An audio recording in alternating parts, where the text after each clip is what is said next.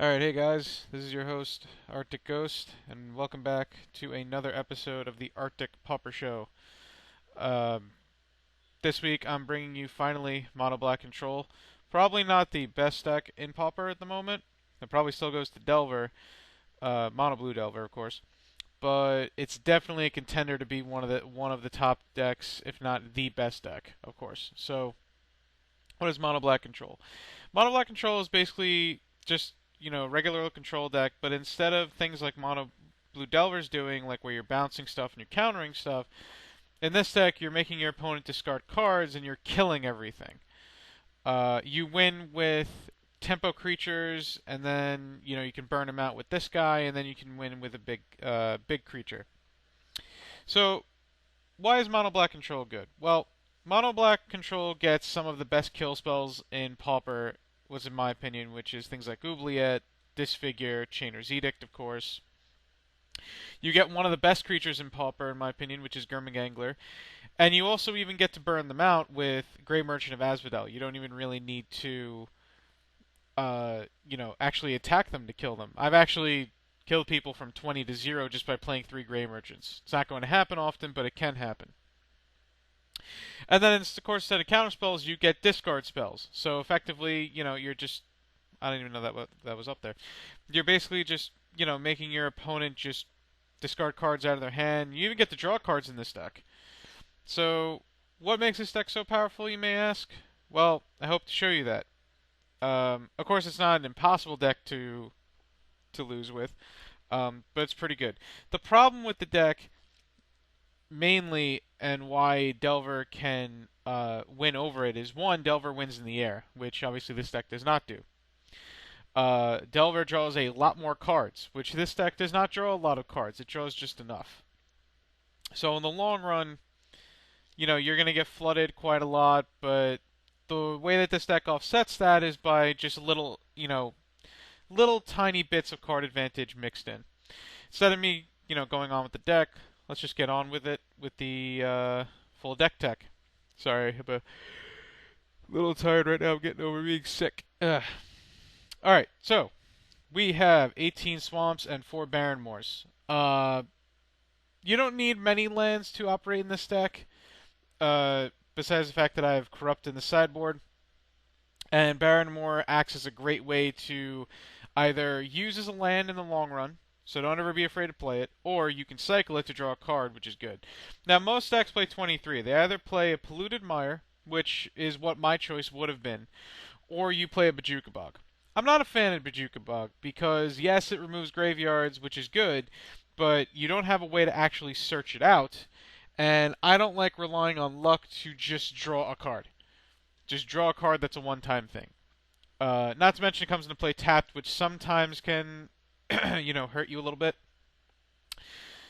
But that's rare, of course. So I would have went with Polluted Mire to have an extra cycle land, but I decided to just cut the land instead. So far, it's been okay.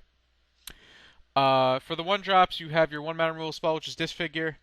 I'm only playing 3. I think only 3 is needed. You really just want to see one early, and then you kind of want to see one in a situation where you can use it, and then, the third one is you'd rather not draw it late in the game. And then you have 2 Unearth to rebuy your Converge Witches against decks like Goblins, Elves, Token decks, what have you. Phyrexian Ranger to cantrip late in the game, and Chittering Rats to gain tempo on your opponent. At worst, it also cycles, so there's that. Next up are the 2 mana, which is Converge Witches is your 2 mana creature. A lot of decks play 4, of course. I only play 3 to make room for a card in the 3-drop slot. 3 has been okay for me. I haven't ever really needed 2, and they're good, but they're not that powerful. So if you play 4, I understand. I personally only play 3 because that's just what I'm comfortable with. Then you got 4 Chainer's Edicts. Obviously, Chainer's Edict is just great. If you notice, I'm not playing any Guess Verdict, even though Guess Verdict is instant and can lose them 1 life, which can win you games. I like Chainer's Edict for the fact that you can flash it back, and I like Chainer's Edict because it's just really good. Mainly for the flashback thing, of course. The fact that it's a sorcery hasn't hurt me at all, so I'm just going to keep it in there. And then you got Sign in Blood, a great 2-mana draw spell For any of you who don't know what this does, it's just 2 mana. Target player draws 2 cards and loses 2 life. So you can shock your opponent to death. But mostly you're going to use it on yourself. And then 1 Victim of Night just has a 2 mana removal spell. I chose this over Doomblade. I can't, for the life of me, remember why it's better than Doomblade in this deck. But it does kill some creatures, like it kills Chittering Rats, Friction Rager in the mirror, and other things like that, which Doomblade does not do. I think it basically kills everything that Doomblade does, and some more, is basically why you play it. Anyway, the 3-drop slot, your 3-giant removal spell is Oubliette. Oubliette is basically Journey to Nowhere for black. And the great thing about it is it has 2 black symbols in it, which is great devotion for Grey Merchant. So it's a great combo. I don't play 4 because at 3 mana it is a little expensive, but I've seen people play 4, and I understand it. I'm sticking with 3 for now. A lot of people play 2. I like 3. For the 3-drop creatures, you have Friction Rager. It's a great cantrip ogre. For anyone who doesn't know what ogre is, it's Grey Ogre, which in the beginning of Magic was just literally a 3 mana 2/2. That was it. But this one cantrips and replaces itself, so it's kind of like playing a 56-card deck with this guy. And he's great as a 2/2. And then you got Chittering Rats. Chittering Rats is great. Yeah, it doesn't make your opponent discard a card like Liliana Spectre. Yeah, it doesn't fly like Liliana Spectre. But actually, time-walking your opponent instead of making them discard a card can actually be better. I mean, imagine if your opponent is stuck on lands, if they keep a 3-land hand. You can actually make them miss a land drop, which already puts you a card and a half ahead, almost. So, never go less than 4 of these guys. And then you have 1 Read the Bones here. I like this card. I always felt like I wanted a 5th draw spell in the deck. And that's what I cut the Combage Witches for. I just got really, really ticked off that I could never draw enough cards, so I decided to add 1 Read the Bones. It will probably become Night's Whisper when Night's Whisper becomes a common online from EMA. But for now, I think Read the Bones does the trick. And it's not set in stone and sure that it's, should be there, but I happen to like the card. This mono blacklist, I can tell you right now, is a lot of cards that I like and want to play with. That's the great thing about this deck. Mono black, you can just play it in so many different ways to so many different play styles. That's the cool thing about it. So at the 4-drop slot, you have 2 Tendrils of Corruption. I always felt like I wanted this card because I needed to gain life.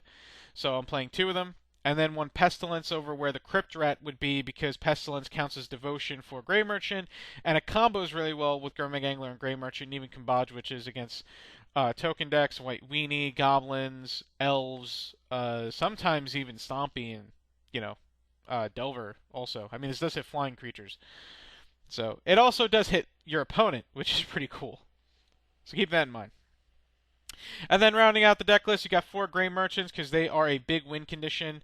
They are a big way to be able to kill your opponent and not have to actually attack them, so it's a great way to get around things like Circle Protection Black.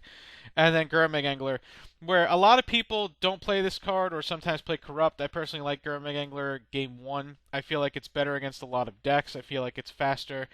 Corrupt is really for matchups where you want the game... Well, not where you want to, but where the game is going to go long. So when you have like 10 swamps in play, it can just hit you for 10. So I chose Gurmag Angler. So on the sideboard, you got 4 Duress because Duress is great. Should never go less than 4 Duress, I think. And then if you notice, there's no Wrenchmind. I tried Wrenchmind, and I found 2 problems. One, there are so many decks now in Pauper that run good artifacts that Wrenchmind can sometimes just discard a Chromatic Star, discard a Chromatic Sphere, discard a artifact land. People are playing artifact lands now too. Like a Sea of the Side Not Here, a Tree of Tales there, just to get around it. And it started to really annoy me. The other thing was all of the decks where you would bring it in against, except for like maybe the Mirror or like Burn, they're very good at drawing cards, like Teachings, Delver, Tron decks, where even against them it's a liability because they play Prophetic Prism and such. I've seen people play Wrenchmind, I've seen people not play Wrenchmind. I decided to cut it. And the big thing was, every time I drew a Wrenchmind, I was like, I just want this to be a Duress. Are there any other Duress effects in Pauper? Well, I found Distress. Unfortunately, it's 2 mana, so I decided to not have it. And as more than a one of, so it's basically just a fifth duress. That's it. And then I have one Akiba Gang Shinobi. Akiba Gang Shinobi used to be a really big card, especially when Storm was still legal. But it's kind of fallen by the wayside because the removal has gotten better. But if you can get this guy out there and return a Phyrexian Rager, and make them discard 2 cards, and they use a removal spell on it, you're up 4 cards. If you can return Chittering Rats, you're up 3.5 cards almost. You're up 3 cards in a Time Walk. If you can return a Gray Merchant, you're in the money, essentially. And then if you can get this guy to live, like you use a Duress and then you cast this guy on 5 mana, I mean, you're just making bank. So that's why I decided to keep him. I only have one because I'm testing him right now. So far he's been good. So far he hasn't been good. But I'm going to keep him around, I think. I think Akiba Gang Shinobi is a pretty good Forgotten card. Then you have a Geth's Verdict as a 5th Chainer's Edict, just in case you need another Edict effect. A Tendrils of Corruption, just in case you need an extra remove spell that gains life. Pestilence, just in case you need an extra Wrath of God. Then you have Corrupt as like a big finisher against decks where you know the game's going to go long, like the Mirror or any blue decks, things like that. You can even bring it against Burn if you really wanted to. Then you got Death's Denied. A lot of people don't play cards like this. I got inspired by actually Long Time Gone. In a Pauper Classic Tuesdays event, I was checking out some deck lists, and I saw that he was playing this card. And I really like it. I like the idea of it. So, But now, because you're playing this card, I am playing this over Relic of Progenitus. Is this card more powerful than Relic of Progenitus? No, probably not. But the fact that this doesn't remove your graveyard is pretty good, and the fact that it also is a card to fill the graveyard for Gurmag Angler helps. And it's still cantrips, so I decided to go with Nihil Spellbomb. So that's the deck list. It's as close to stock as you're going to get with some, minor changes, of course. So is it a foolproof list? No. If you have any changes you think I should make, let me know.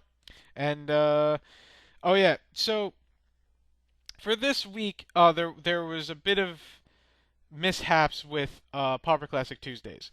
So I'm not going to be able to play this deck in Pauper Classic Tuesdays. So what I'm going to do, and this is not going to be a regular thing, so don't get excited. It could be a regular thing. I don't know. I'm not promising, actually. I'm going to run this deck through a league. So I don't know if I'm going to bring you all 5 matches. I'll probably just bring you like 3 or 4, or 2 or 3 of the best matches that I think I recorded, which they're all going to suck anyway. So yeah, so that's what I'm going to do this time around. So I hope I see you for match number 1, and I'll see you soon. Thanks for watching.